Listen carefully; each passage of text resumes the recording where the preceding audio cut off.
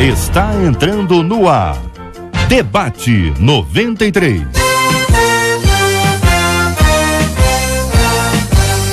Realização 93 FM. Apresentação J.R. Vargas. Alô, meu irmão.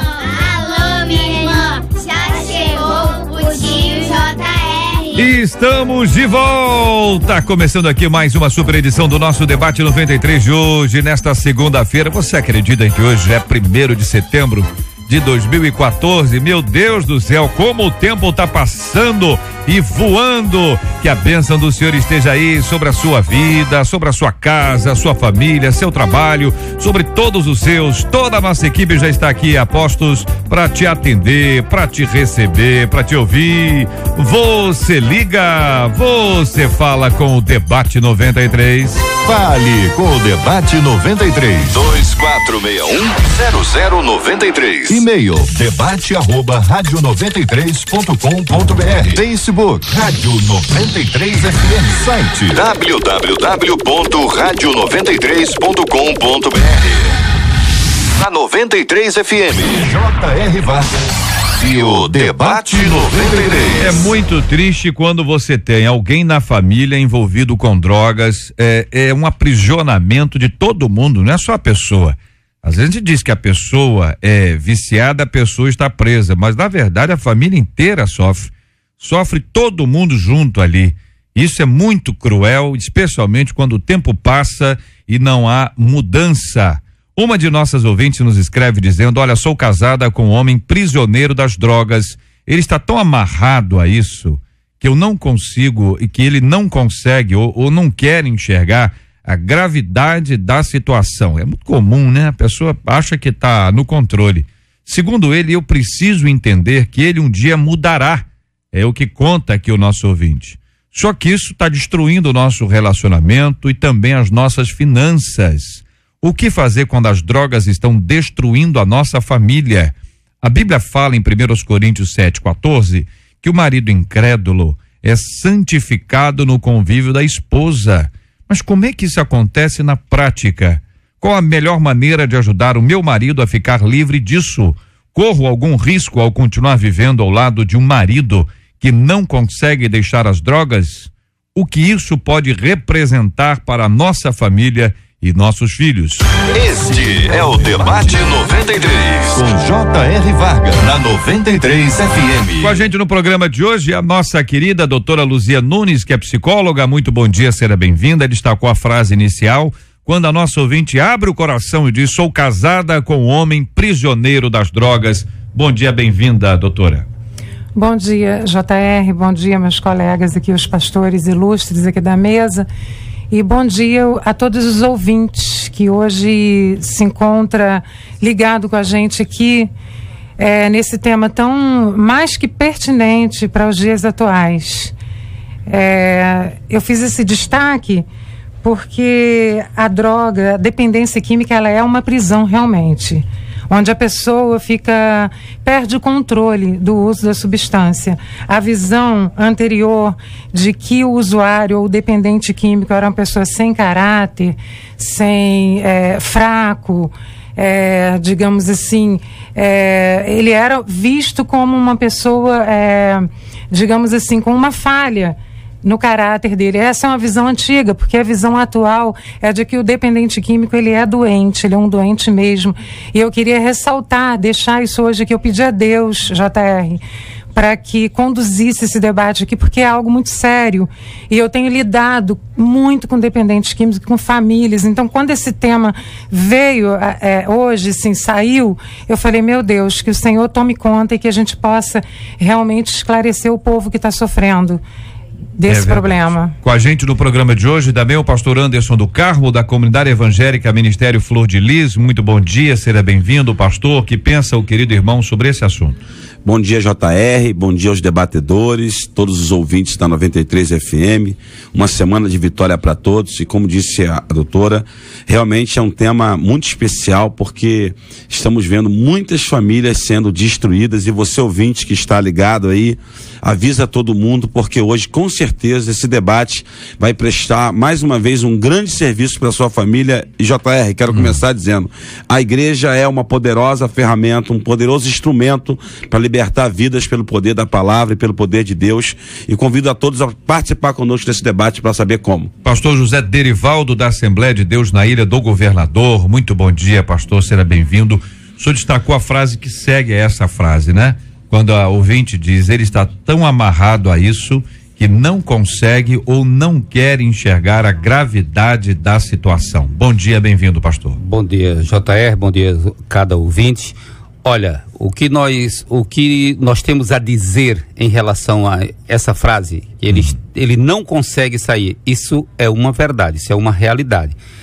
Por isso nós dizemos que está enfermo e que é dependente. Só que o diferencial dos tratamentos destes casos no meio evangélico, o diferencial é que nós contamos sempre com o lado espiritual, com força espiritual, para fazer com que algo chegue à mente da pessoa e a pessoa acorde e queira. É como se ela estivesse morta. Ela precisa de acordar, ela precisa ressuscitar algumas dimensões do psiquismo dela. E se ela não ressuscitar essas dimensões de conscientização, ela não consegue desenvolver força para a libertação. O diferencial do meio evangélico é justamente isso. Contamos com poderes espirituais para atingir as dimensões do psiquismo humano que vai fazer ele acordar para começar o processo de cura. Com a gente no programa de hoje também o pastor Josivaldo Cipriano, da Assembleia de Deus em Belfor Roxo. Pastor, muito bom dia, seja bem-vindo ao nosso debate 93 de hoje. Esse assunto é um assunto da nossa vida. Quantas pessoas nas nossas igrejas chegaram à igreja vivendo isso, ou mesmo membros da nossa igreja têm familiares vivendo isso, e lamentavelmente podemos ainda afirmar que existem membros da igreja. E evidentemente há uma grande diferença entre ser membro da igreja e ter às vezes uma experiência com Cristo, mas que são apanhados nisso aí. Muita gente recebe a sua oferta na escola, e são meninos ainda, meninas ainda já recebendo a sua oferta numa escola, recebendo a sua oferta numa festa, recebendo a oferta no bairro, né? No relacionamento, enfim. A oferta, ela é dada o tempo inteiro. E a impressão que a gente tem é que cada vez as pessoas estão mais vulneráveis a isso, porque isso está cada vez mais explícito e as leis parecem estar caminhando para proteger de maneira muito clara o usuário, que é o nosso foco aqui, não é a questão do tráfico. Bom dia, bem-vindo, pastor, quero a sua opinião. Bom dia, JR, bom dia, pastor Derivaldo, bom dia, doutora Luzia, bom dia, pastor Anderson. Para mim é uma satisfação estar com vocês aqui, compartilhando com os nossos ouvintes. Bom dia a todos os nossos ouvintes. E é verdade, nós estamos vivendo dias difíceis em que as drogas têm tomado conta da nossa mocidade, dos nossos jovens e de muitos adultos também. Merece um carinho especial e sabemos que lidamos, né, como pastores, nós lidamos com esses problemas e entendemos que essas pessoas precisam de ajudas. O dependente químico, ele precisa de compreensão e de ajuda, entendemos como uma doença. Então, existe o remédio e junto com a ajuda, em primeiro lugar, do nosso Deus, que é o libertador, nós podemos ajudá-los em nome de Jesus. Amém. Como é que vocês entendem os passos aí que são importantes para o entendimento sobre esse assunto? Até porque a nossa ouvinte é que nos escreve. Quem nos escreve é a esposa, não é ele. Não é ele que precisa, que está escrevendo. Quem está escrevendo é ela, que também precisa, como disse anteriormente, doutora. A família inteira acaba envolvida. Sim, com certeza. Quando ela diz aqui, qual a melhor maneira de ajudar meu marido a ficar livre disso?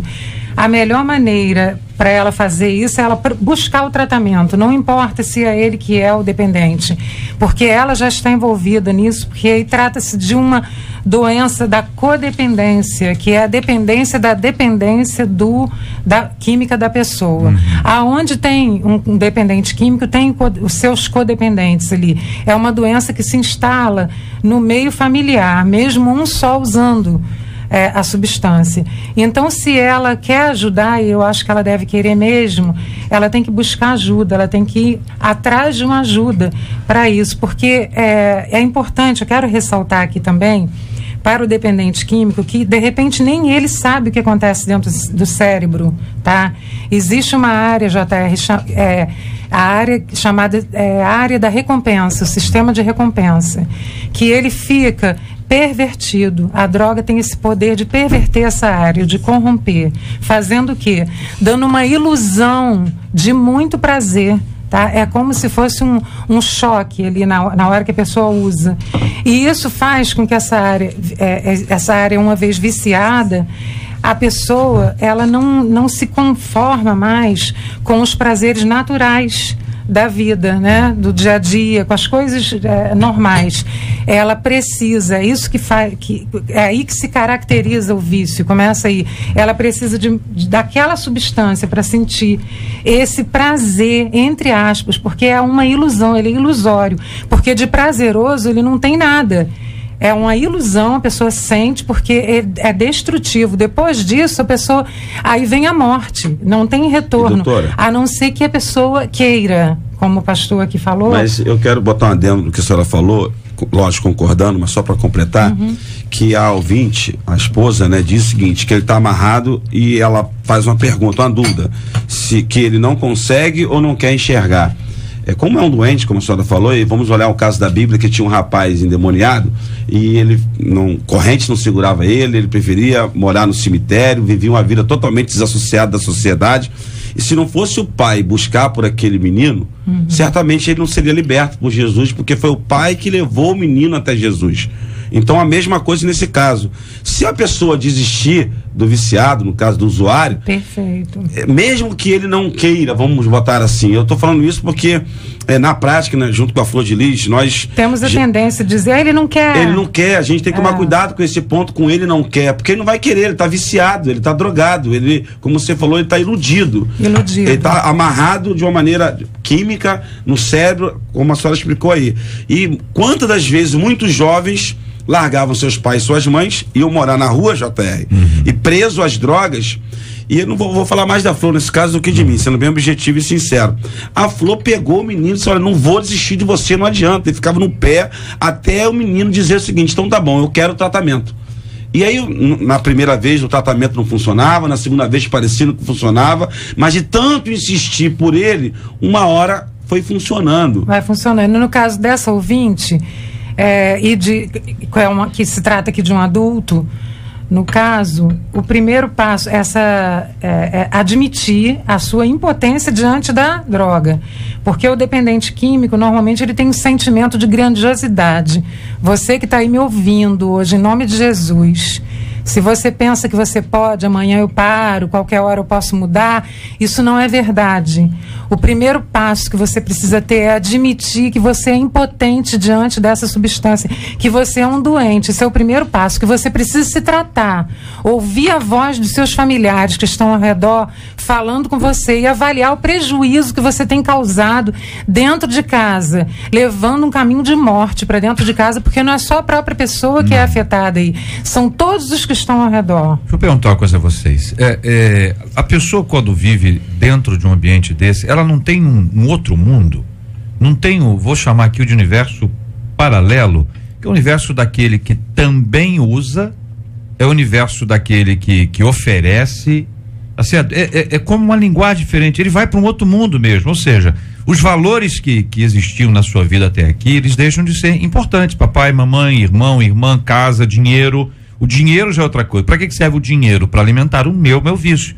Ele é capaz de pegar um aparelho dentro de casa, de televisão, um aparelho micro-ondas, alguma coisa, pegar esse negócio e levar, entendeu? Mas na cabeça dele não é roubo, na cabeça dele é o seguinte, isso é meu.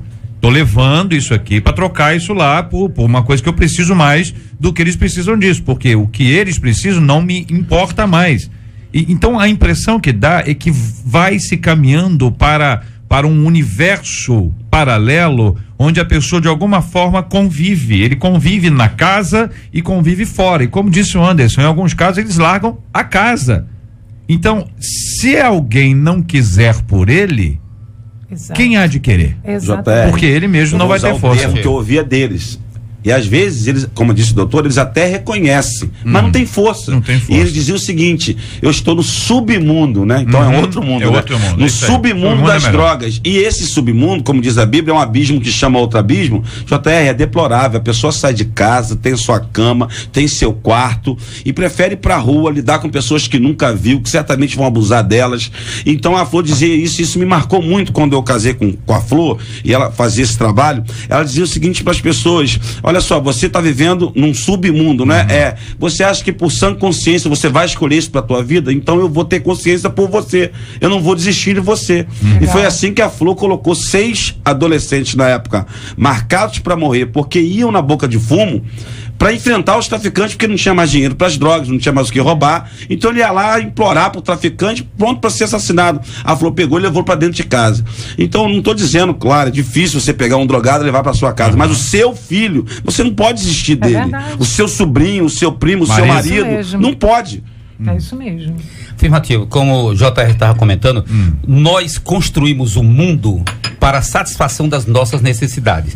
E as necessidades que são mais prementes, as necessidades primárias, vamos dizer assim, a nossa vida, geralmente, a sociedade gira em torno disso. Então nós construímos assim. No momento em que o indivíduo passa a ter necessidades que ele considera superiores, vamos dizer assim, ele depende primariamente daquilo ali, é normal que ele construa um outro mundo. E esse outro mundo vai ter, vamos dizer assim, as suas nuances de busca de satisfação das necessidades bem diferentes e, vamos dizer assim, marginalizadas e, vamos dizer assim, é um submundo que ele constrói realmente. Então, isso vai acontecer, é inevitável. Agora, o ideal é que a família, no caso desta irmã, que ela não desiste. É a hora dela amar mais, é a hora dela envolver, é a hora dela chamar ele para uma oração. Vamos orar, insistir, ora comigo e fazer ele confessar, dizer que quer, usar o centro da fala, confessando que quer reconhecer, que quer libertação, ele confessar que ele tem que usar o centro da fala para fazer confissões. Essa nossa ouvinte, inclusive, pastor, conta aqui que segundo ela que vai dizer, segundo ele, eu preciso entender que um dia ele mudará. Exatamente o inverso do que o senhor tá dizendo. O senhor está dizendo, tem que ser assim. E ele tá dizendo para ela o seguinte: fica tranquilo, você tem que entender que um dia eu vou mudar. Só que isso tem anos. Essa nossa ouvinte, vou dizer para os irmãos, são muitos anos em que ela está casada com ele mantém a prática do vício, naturalmente um vício crescente, né? Porque ninguém quando começa do pior e vai evoluindo, ele vai sempre piorando, e ela lida com isso o tempo inteiro. Também tem o outro lado da pessoa que enche a paciência, daquela pessoa que diz assim: olha, vou te contar, hein, pelo amor de Deus, no caso da esposa, tô falando de pai e mãe não, agora é que esposa é esposo. Às vezes é a esposa que sai. Até pai e mãe, às vezes. Entendeu? Não, sim, mas vou tirando aqui para colocar nesse ponto aqui, que a pessoa diz o seguinte: cá entre nós, irmãos, tem gente que desiste do casamento por coisas muito mais simples, você sabe muito bem disso. É verdade. Essa nossa ouvinte aqui está segurando essa onda, para usar uma expressão que tem a ver com o assunto, já há muitos anos. JR, entendeu? E a gente fica assim, a gente fica preocupado, pastor, desculpa, só para dizer o seguinte: ela precisa de nós todos aqui, daquela palavra de encorajamento, para dizer assim: minha irmã, é verdade, tem muitos anos, são muitos anos. É difícil, no seu lugar, não sei se eu aguentaria esse tempo inteiro, mas você está aguentando, ela ama esse camarada. Ama. Senão não aguentaria isso não, pois não, pastor? Nós não sabemos se ele tem conhecimento da palavra de Deus, se é evangélico. Não, ele não é. Ela que é. Ela que é. Então nós entendemos que mais ainda precisa de ajuda. A Bíblia diz: e conhecereis a verdade, é isso aí. E a verdade vos libertará. Então, se ela ama, passa a amar mais. Se ela sozinha não tem força suficiente para ajudar o seu marido, peça ajuda. Tem momento em outras áreas da vida que a gente precisa de ajuda. Alguém pode nos conduzir, levar para um hospital, para um médico, e ele, como doente, está precisando de ajuda. De repente as forças dela já estão, né? Ela está exausta. Exausta. Meus irmãos, são décadas. Falar não é muito difícil, mas viver a situação, décadas vivendo aquela situação, passa muitos pensamentos, sem dúvida, negativos. Mas sabemos que Deus tem uma solução para todo e qualquer problema, e Ele usa as pessoas. Ouvimos aqui o exemplo do pastor Anderson, né? Não pode desistir. Não pode desistir. Saber que tem uma solução, sim. Deus pode te abençoar, minha irmã. Agora, busque ajuda se você estiver precisando, que Deus vai te dar vitória. E pastor Josivaldo, eu vou aproveitar, deixa já que você me deu aí, como é importante a igreja, né? Exato. Porque a pessoa, ela chega desesperada, ela chega aflita, como disse a doutora, ela é codependente, não é isso, doutora? Um termo usado quimicamente da situação do filho, da filha, do marido, da esposa.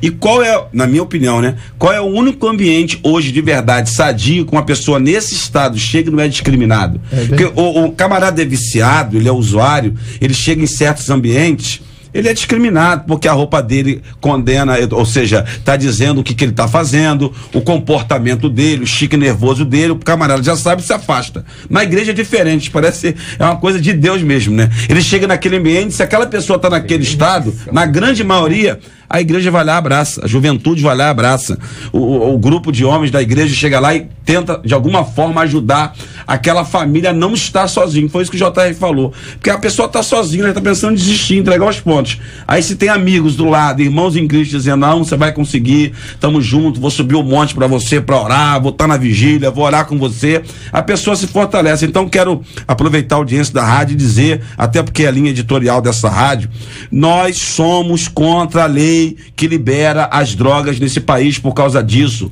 As drogas é o que tem alimentado a indústria da violência, a indústria das armas, a indústria do tráfico, começa pelas drogas. Só quem tem um filho, marido ou alguém viciado na família sabe a dor que é. JR, parabéns por esse tema hoje. Como as famílias estão sofrendo com essa praga chamada drogas.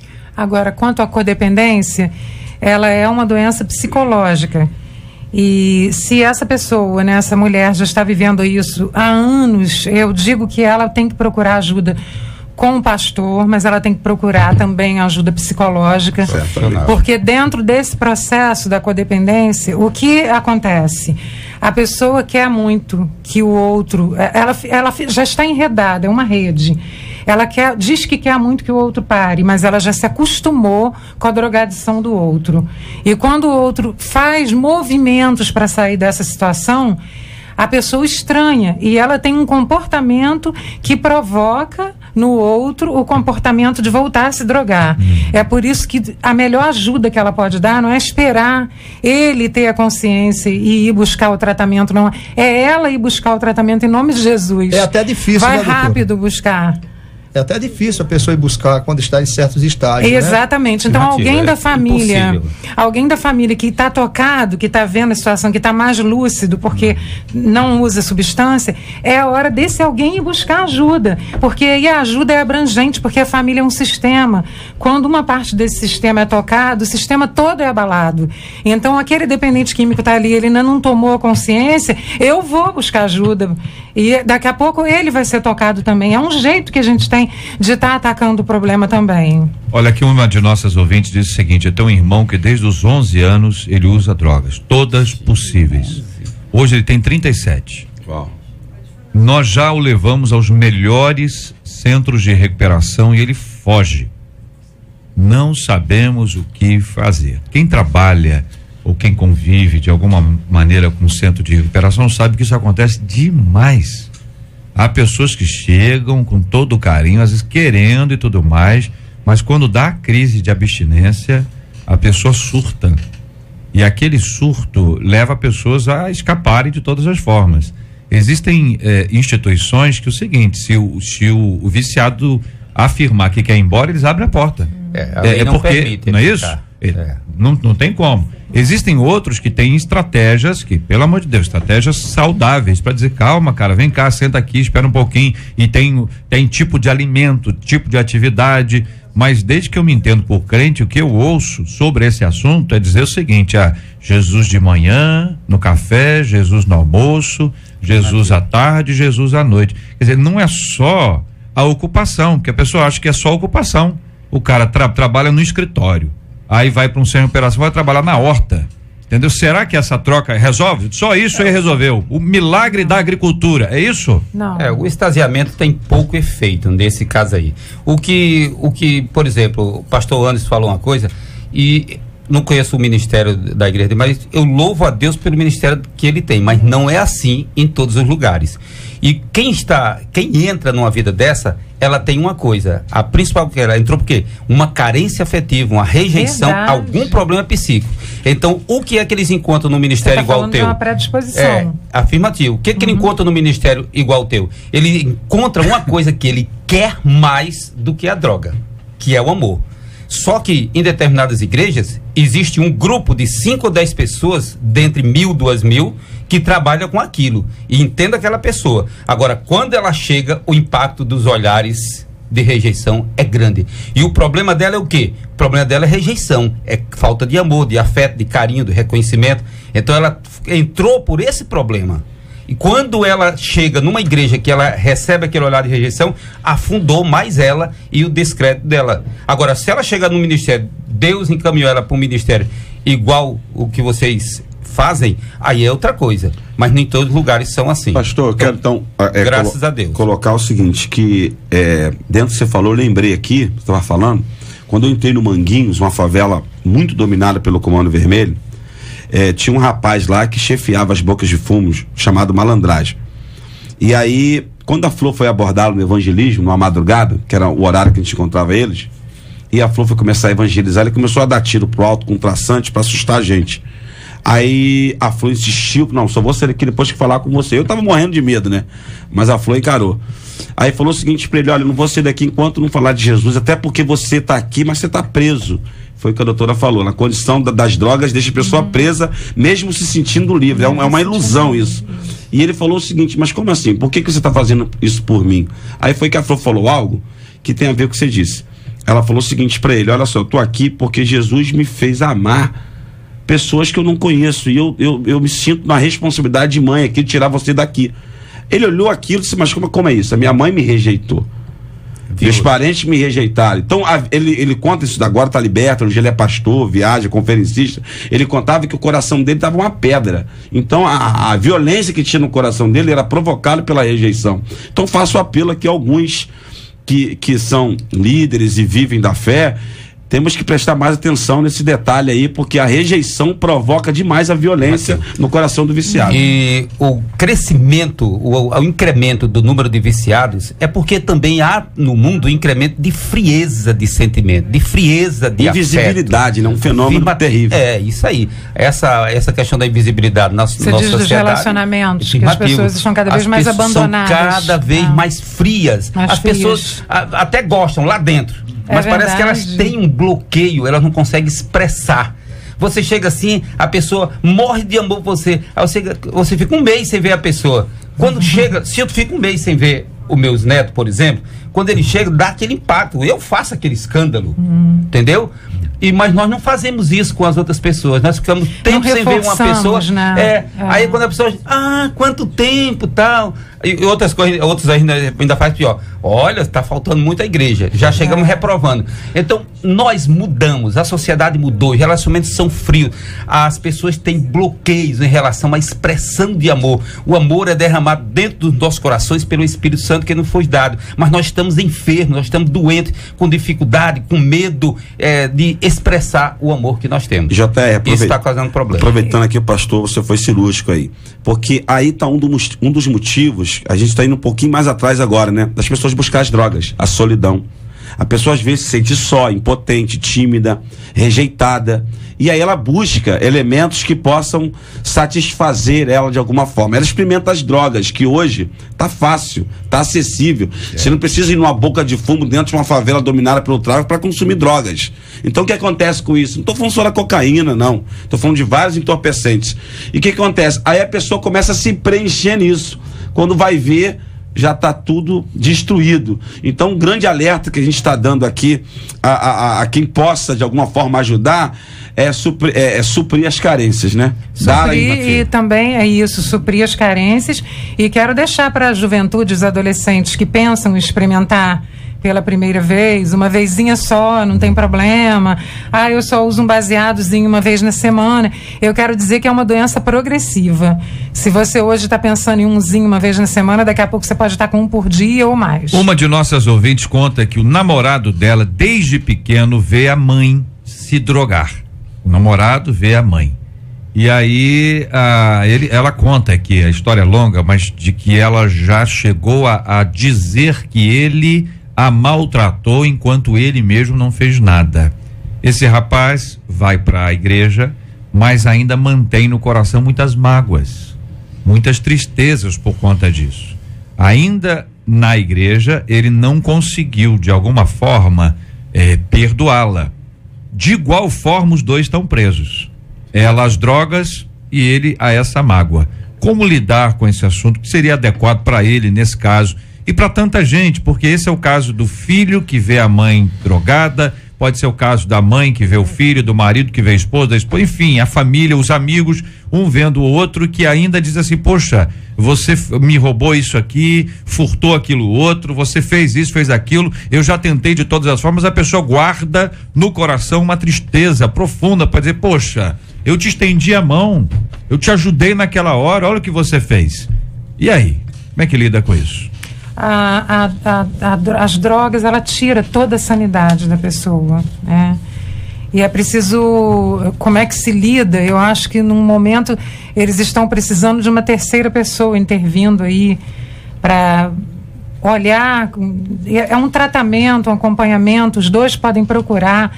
Se são crentes, eu não sei quem escreveu, mas se é evangélico, ou se não. É a namorada dele, namorada da igreja. Tá. Deve procurar o líder, o pastor, ou procurar alguém que trabalhe com libertação. Com libertação, não é só... também porque tem muitas coisas aí envolvidas, né? É um emaranhado de ela coisas. precisa de perdoar. Para ela perdoar, ela vai ter que, sem querer, usar o centro da fala para confessar o perdão. Para que ela faça isso, ela tem que ser conduzida. E na primeira vez, ela vai sentir uma sensação de amargo quando ela fizer isso. Agora, o que vai acontecer? O psiquismo humano vai reagindo e daqui a pouco ela faz liberalmente. Parece que os maus tratos aconteciam quando a pessoa estava drogada, né? A pessoa precisa entender. Vamos dizer assim, é um monte de Ela diz que foi maltratada. Entendam bem. Ela diz que ele, você me maltratou. Só que ele não a maltratou. Ela diz isso para de alguma forma culpá-lo, trazer para ele ainda maior culpa. Ele se sente mal porque ela se droga, ele se sente magoado porque ele vê a mãe se drogando a vida toda. E ainda tem ótimo, esse aspecto. Joga a culpa nele. Normalmente o dependente químico ele faz isso. Ele culpa as pessoas que estão ao redor dele. Ele não assume que é um problema que ele tem, que é uma doença dele, que ele tem que tratar. Ele diz: eu bebo, eu cheiro, sei lá, por causa da minha filha, por causa da minha mãe, que eu não suporto. Tem sempre uma razão, né? Tem sempre uma razão. E ele precisa entender, que a mãe dele faz isso, que é um mecanismo de defesa que ela está usando, mas que isso não é verdade, porque ela é responsável pela vida dela, pelo que ela faz, porque cada um de nós somos, é isso que nós somos. Houve uma determinação bíblica de Cristo que nós devemos amar até os nossos inimigos e devemos orar até pelos que nos perseguem. Orar a favor, hein? Orar a favor. Não orar contra, não. Então, se é uma determinação de Cristo, é um princípio do cristianismo. O meu vizinho não faz isso. Claro que não faz, velho. Quem faz isso é um cristão. Mas tem cristãos que não fazem isso. Olha, pode até ser que haja cristãos que não façam isso, ou talvez você ache que eles são cristãos e de fato eles ainda não são. O fato é que não é fácil. A posição do nosso ouvinte não é fácil. Quando se vê uma pessoa, às vezes uma pessoa, nesse caso aí, que devia dar amor, devia dar carinho, devia dar isso, devia dar aquilo e não deu, a pessoa se sente frustrada. Mas veja, você teve o privilégio de conhecer o evangelho. Jesus, ele é a luz, ele é o caminho, ele é a verdade, ele é a vida, ele é a porta, ele é o pão da vida, ele é o bom pastor. Quando você tem um encontro com ele, a maneira de você ver a vida, ela muda, e é necessário que haja uma mudança em relação a esse assunto. É instantâneo? Não é, né? Não dá para estalar o dedo e falar assim: ai, meu filho, pronto, tá liberto. Não, todo o processo da liberdade que Cristo nos oferece é através da palavra. E conhecereis a verdade, ela vos libertará. E a impressão que dá é que é um processo contínuo na vida da gente. Você não vai estar liberto 1 minuto de uma vez por todas. Tem um processo de longo prazo. E não é só essa área. A gente acha que é essa área que está ruim, mas não é ela, não. O que está ruim é outra área. Eu complexo isso. Que levou a isso. Se eu puder contribuir, eu gostaria de contribuir dizendo para essa pessoa, para esse rapaz, que as mães não são perfeitas. Os pais não são perfeitos, as mães não são. Existe aí toda uma fantasia em torno de a mãe, aquela que deveria fazer acontecer, deveria mesmo. Mas ele precisa entender que nem sempre a pessoa tem condições para isso. tá? Então aquela que põe o mundo não é aquela que vai acolher, não é aquela que vai criar. E porque as mães são pessoas frágeis, cada uma com sua complexidade, com seus problemas, e saída de uma família, cada uma de uma família cheia de problemas também. Então a gente precisa desmistificar isso também, para podermos perdoar, entender e amar a nossa mãe, a mãe dele no caso, e como ela é. Isso aí. Aqui outro ouvinte dizendo, olha, meu filho usa há 5 anos, já tentei de todas as formas, mas ele diz que não é viciado, usa 5 anos. Não aceita, ainda fala que isso é normal e eu não sei como ajudá-lo. A última frase dela é difícil, ela diz assim: dói a minha alma quando vejo drogado. É mãe, né, gente? É mãe. Outro ouvinte aqui de Caxias dizendo, olha, me encontro na mesma situação, há muitos anos convivo com um marido viciado, tenho 3 filhos e já fiz tudo o que é humanamente possível. Também já entreguei a Deus e sei que nada para ele é impossível, mas eu não vejo mudança. A vontade que eu tenho é de pegar os meus 3 filhos e sumir. Eu preciso de ajuda. Aí a gente entra no outro aspecto aqui. O que fazer quando as drogas estão destruindo a nossa família? O que isso pode representar para nossa família e nossos filhos? Tem 3 filhos que podem ver o pai, podem encontrar com o pai drogado. Que controle ele tem sobre as faculdades mentais dele? Que controle ele tem? E que risco essas crianças correm aqui? Olha que situação difícil e complexa é essa, companheiros. É situação difícil, ela tem que fazer alguma coisa, ela tem que avaliar os riscos que estão correndo. Será que ele se torna violento? Será que essas crianças não vão se machucar mais com a presença do pai do que com a ausência? E qual a condição dela de sair fora disso aí?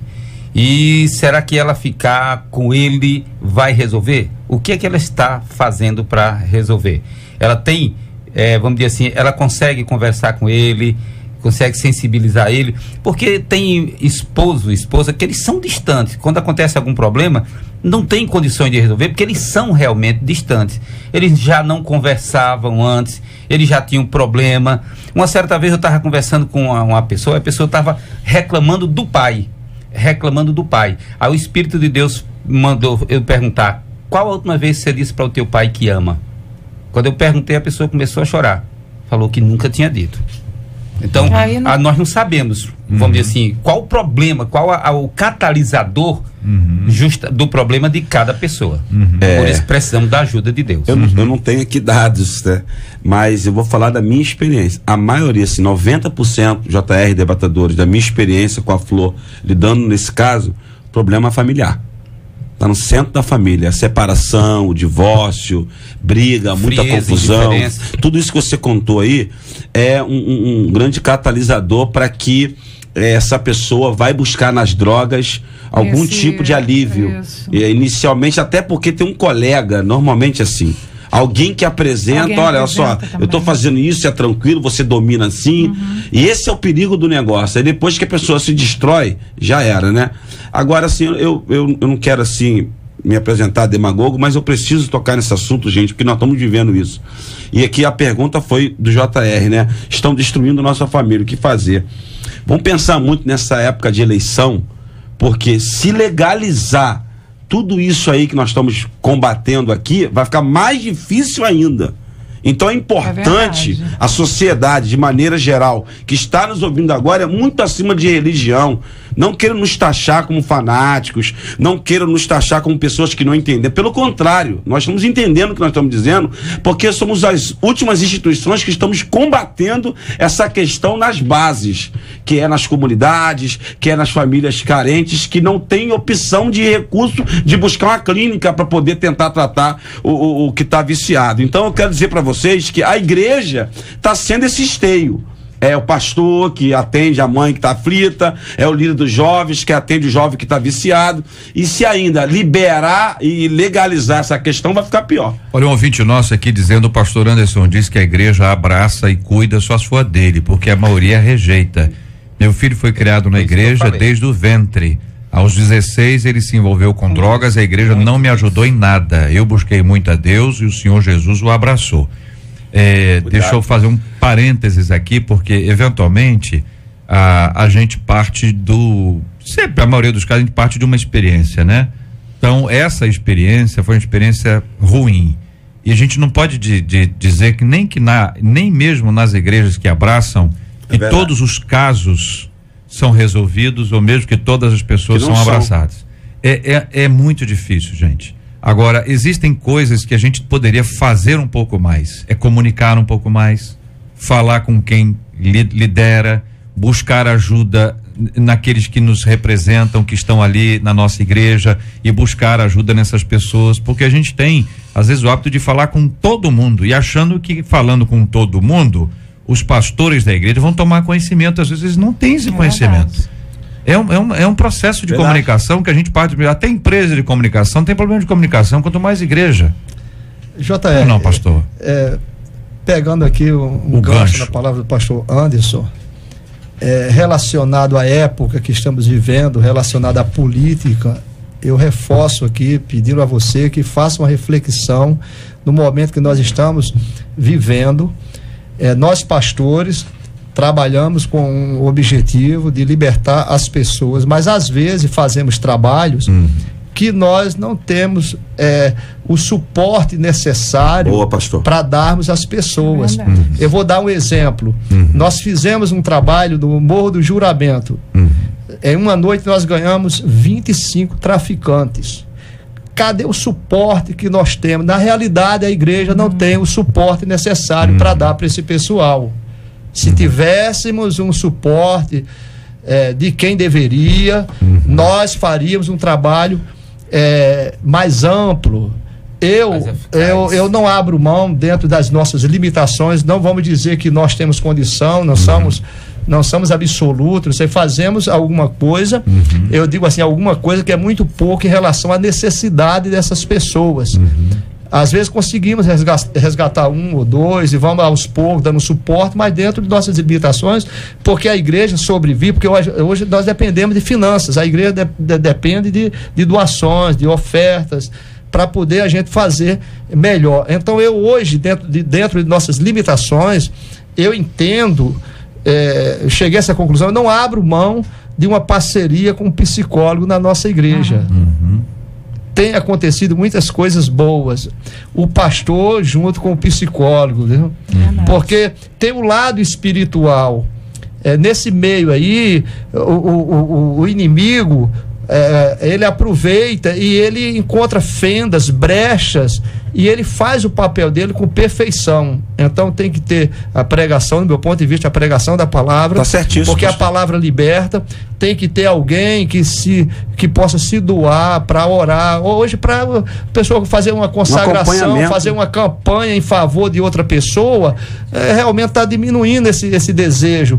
Então eu não abro mão disso aí. Junto com o psicólogo, fazemos a nossa parte, dentro de nossas limitações, é claro, mas é interessante isso aí. Tem pessoas que quando chega a certo estágio nessa área, que a gente não conhece todos, mas alguns que a gente acompanha, chega um ponto que nós como pastores, já aconteceu comigo de visitá-los, fazer uma oração e dizer, Deus vai te abençoar, mas dentro de nós a gente está vendo lá a situação tão difícil, tão caótica, que a gente não vai dizer, mas a gente sai com a dúvida.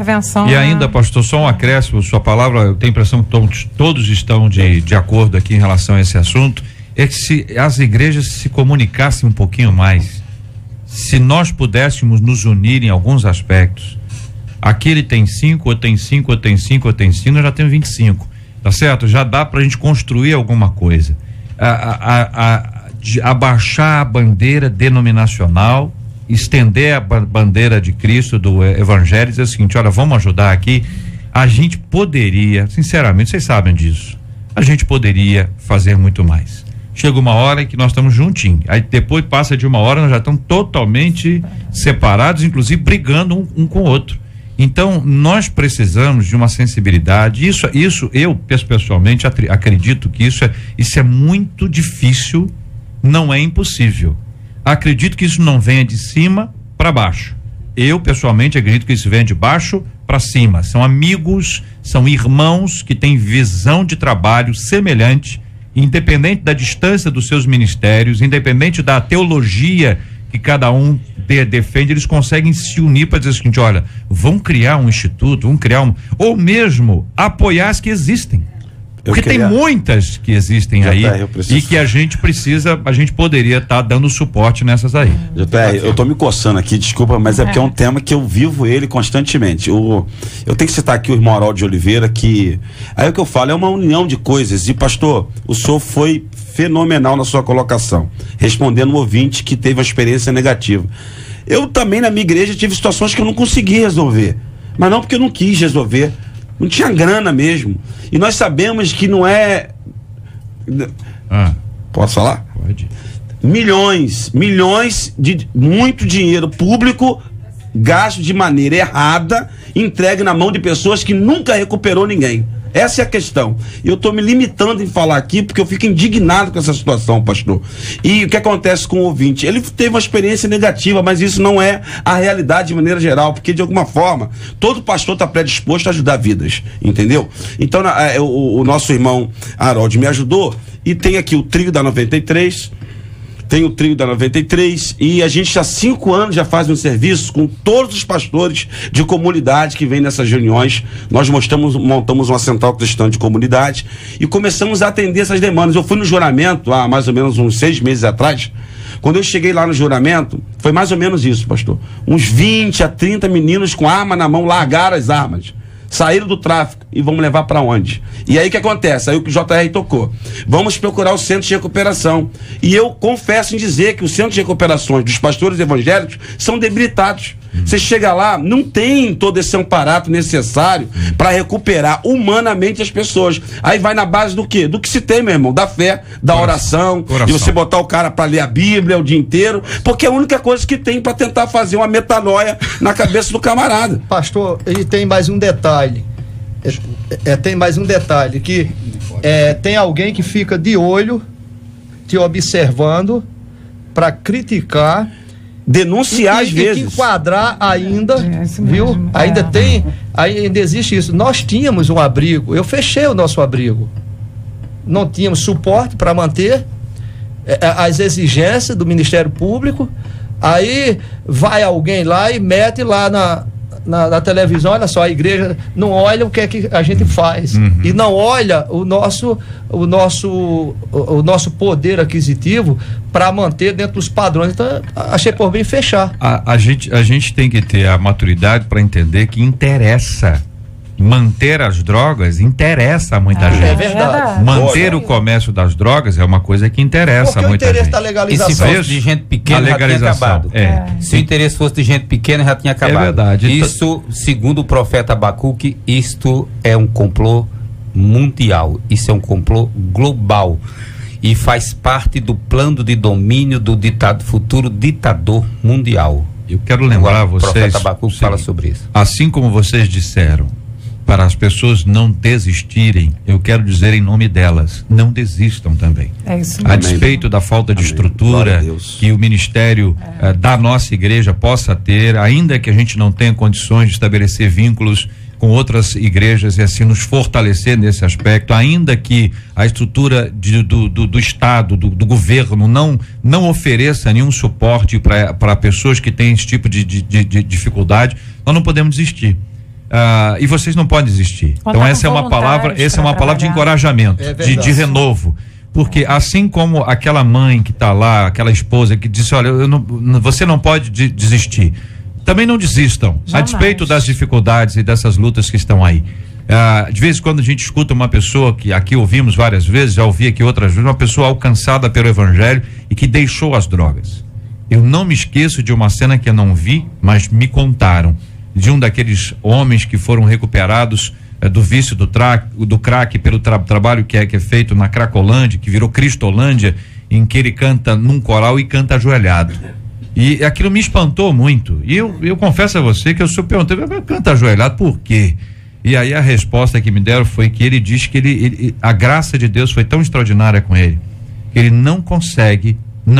Então, de joelhos ali, é um símbolo, é uma maneira dele agradecer a Deus por tudo aquilo que ele faz. Então tem muita gente hoje, nós vamos orar por esse assunto já, muitas mães que vão se ajoelhar hoje, agora, conosco para orar, muitos esposos e quem sabe gente que está viciada, que está ouvindo a gente, que os ouvidos foram abertos, a mente foi aberta e vai ser alvo da nossa oração já aqui no nosso debate 93 de hoje. Eu tô lendo aqui de Nova Iguaçu, ouvindo dizendo: meu marido é viciado, me maltrata os filhos, vivemos no inferno.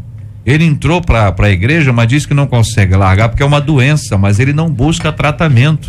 Outro ouvinte aqui de Campo Grande dizendo: eu lutei muito com meu filho, ele roubava as coisas de dentro de casa, saía e não sabia se ele voltaria, fiz tudo o que era possível, não foi suficiente. Um dia ele saiu e não voltou mais. Depois que ele se foi, ainda me senti culpada, achando que teria alguma coisa que eu não tinha feito. Então só peço a vocês, não desistam, continuem fazendo tudo mesmo, ainda que não vejam solução. De São Gonçalo, outro ouvinte conta: meu filho, aliás, a minha filha, casou com um homem bem de situação, dono de uma empresa, e após o nascimento do meu neto, ela descobriu que ele era viciado em cocaína. E depois disso a situação foi se complicando, ele foi definhando. Muitas vezes tive que buscá-lo na boca de fumo. Ele pegava as coisas de casa e não parava com dinheiro, mas não desistimos dele. Oramos, demonstramos amor e há 2 anos, pela graça de Deus, ele está liberto e é uma nova criatura. Não desista, ame. Nós vamos orar por esse assunto já no debate de hoje. Você está ligado no Debate 93 com J.R. Vargas. Pesquisa 93. Marcela Bastos, muito bom dia. Não deu tempo de entrar aqui com a parcial. Vamos aí já ao resultado final da nossa pesquisa 93. Vamos lá então, bom dia. A pergunta é a seguinte: você conhece alguma esposa que luta há anos pela libertação do marido que está aí preso às drogas? Por telefone, 44% dos nossos ouvintes afirmam que conhecem sim, e pela internet 63% deles também conhecem. Obrigado aos nossos queridos ouvintes. Então, essa semana nós teremos aí essa série de debate especial, Você e o Candidato. Você já sabe, você escreve pra gente no vocêocandidato@radio93.com.br, faz sua pergunta, pode ser específico para um determinado candidato ou uma mesma pergunta para que todos eles possam responder. Lembrando que nós teremos aqui a sua voz, que é hora de você perguntar, questionar, cobrar e também decidir sabiamente. Inclusive sobre o assunto de hoje. O que os candidatos ao governo do estado pensam sobre esse assunto? Quais são os projetos que eles têm? Eles acreditam que possa haver uma recuperação? Qual é o suporte que o estado poderá oferecer para que as igrejas continuem a exercer esse ministério de alcançar as pessoas? Tudo pode ser colocado também nesta semana especial, onde você e o candidato, nós vamos estar aqui frente a frente com eles. Vamos aqui ao e-mail, só para você ouvinte não esquecer, anote esse e-mail, grave aí, salve aí, ó. Você e o candidato @radio93.com.br. Tocar mais uma vez, só para você não esquecer. Você e o candidato @radio93.com.br. Muito bem, minha gente. Amanhã não, hoje nós vamos ter o grande culto da 93 FM, com a presença aí do Ministério Nova Jerusalém de volta a casa, e nós vamos estar lá e eles vão estar, certamente essa música aí vai estar, né, Marcela? Agora Sonho, né? Olha aí, que beleza, ó. Mas Deus me alcançou.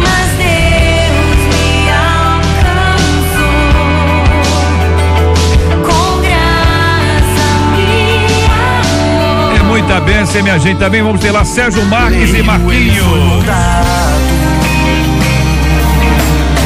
O processo é doloroso pra ser fácil, eu sei. Ele passa pelo teste na olaria de Deus. Pega o barro, põe na roda pra girar. É o tempo. E ainda o Trio Nascimento. Vai soprar o vento. Chegou o avivamento. Chegou o avivamento. Chegou o avivamento. Gisele, Michele e William Nascimento no Trio Nascimento hoje. Sérgio Marques e Marquinhos, Ministério Nova Jerusalém. O pregador será o pastor Marcos Gregório, do Ministério Apacentar de Nova Iguaçu. Pastor Josivaldo é o pastor da igreja. Pastor, o endereço tá aqui, né? Avenida José Mariano dos Passos, número 1626, no centro de Belfor Roxo. Nós vamos estar na Assembleia de Deus em Belfor Roxo hoje, com esse grande culto da 93 FM. Pastor, tem um ponto de referência para facilitar para aqueles que não conhecem muito bem Belfor Roxo, querido? é próximo ao Habib's, ao lado do edifício Maria Haddad. Só tem esse edifício de 12 andares no centro de Belfort Roxo. Ah, do lado do prédio grande. Isso. Do lado do prédio grande. Ficou fácil agora. Me lembrou. Muito bem. Vai ser muito fácil você estar lá, vai ser bom demais. Se acolher o nosso ouvinte, o nosso querido Gilberto Ribeiro vai estar lá liderando e representando todos os comunicadores da 93 FM. Vai ser uma bênção maravilhosa. Mais um grande culto da 93 hoje. A partir das 7 horas é o culto. A igreja desde 5h30, 6 horas já vai estar aberto para receber você, ouvinte amado, que participa com a gente. Vai ser de fato uma grande bênção. Estamos juntos no Debate 93. Fale com o Debate 93. 2461. Pastor José Derivaldo, um grande abraço, querido. Deus abençoe sempre. Um grande abraço. Lembra fazer aqui, uma minha propagandazinha. No dia 19, 20 e 22 de setembro, na Assembleia de Deus, na Ilha do Governador, em frente ao cemitério da Cacuia, ali na Ilha do Governador, estaremos tendo um seminário de escatologia. Nós vivemos atualmente um evangelho assim muito existencialista, tratando muito dos nossos problemas e não tratamos de todas as verdades bíblicas. Então, escatologia, estaremos estudando as últimas coisas. Então, 19, 20 e 22. Pulamos o domingo, porque domingo todo mundo tem compromisso nas suas igrejas. Para que possamos incluir muita gente de muitas igrejas. Muito obrigado, doutora Luzia, nossa menina da mesa de hoje. Obrigada, foi um prazer estar aqui, é sempre um prazer estar aqui. Eu quero deixar um abraço aqui para o pessoal lá da clínica em Nova Iguaçu, da Crescer, Clínica de Psicologia, as meninas lá que trabalham, Vânia, Simone, a todos os psicólogos ali presentes. Muito obrigado, pastor Josivaldo, forte abraço. É um prazer estar aqui pela primeira vez e eu quero deixar um abraço aqui para todos os membros da Assembleia de Deus em Belfort Roxo e quero dizer também que a partir do dia 31 de outubro estaremos comemorando 90 anos de fundação da nossa igreja. Parabéns. Deixar aqui o nosso convite para todos vocês, um abraço a todos os ouvintes, que Deus abençoe e que Deus possa suprir a sua necessidade, que você mandou essa carta. Não desista, Deus vai te abençoar. Pastor Anderson do Carmo, obrigado, um abraço, querido. Eu que agradeço, JR, mais uma vez a lembrança do nosso nome. Quero aproveitar a audiência da rádio e agradecer a rádio, porque a partir de quarta-feira agora, a 93 FM vai estar fazendo lá cobertura flash ao vivo no Sim 2014, que vai agora do dia 3, nesta quarta-feira é a grande abertura e vai até o dia 10 na outra quarta-feira, e vários cantores do MK estarão lá, Aline Barros, Bruna Carla, Anderson Freire, a Flor de Lis, William Nascimento, Michele, Gisele Nascimento, Léa Mendonça, Jair Bonfim, por aí vai. Então quero convidar todos a estar conosco no grande Sim 2014. Só rapidinho, quero deixar o site para você saber os dias e a hora, ministerioflordelis.com.br. Nós vamos orar juntos nessa hora, querido ouvinte, colocando este assunto diante de Deus em oração. Estamos na correria aqui por causa do horário político eleitoral. Vamos orar. Pai, eu quero te pedir em nome do teu filho Jesus, aonde estiver agora um viciado, um usuário das drogas, Senhor Deus, ao alcance da nossa voz, que ele tenha força, Senhor Deus, e nós declaramos a libertação sobre a vida dele e os familiares que tenham forças para jamais desistir. É a oração que nós te fazemos em nome de Jesus. Amém. Que Deus te abençoe. Você acabou de ouvir Debate 93.